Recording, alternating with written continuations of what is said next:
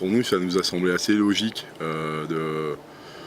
de favoriser l'émergence des joueurs qui sortaient de la formation française. Et on ne s'est jamais réellement vraiment posé le fait de dire est-ce qu'il est français ou pas français. Il était issu de la formation française et à partir de là, les questions étaient réglées. C'est compliqué de dire ce que ça veut dire être français.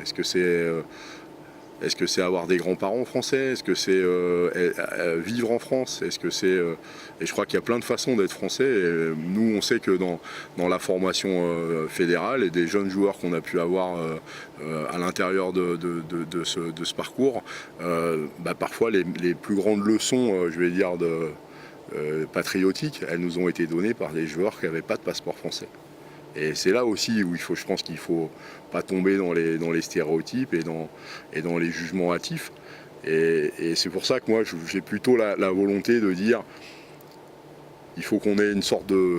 Alors je sais que c'est aussi des thèses de droit du sol, c'est-à-dire les gens qui sont impliqués dans les clubs amateurs français, qui ont vécu cette culture-là, qui sont rentrés dans cette dynamique-là, pour moi, ils sont des joueurs potentiellement sélectionnables en équipe de France. Et le débat s'arrête juste là.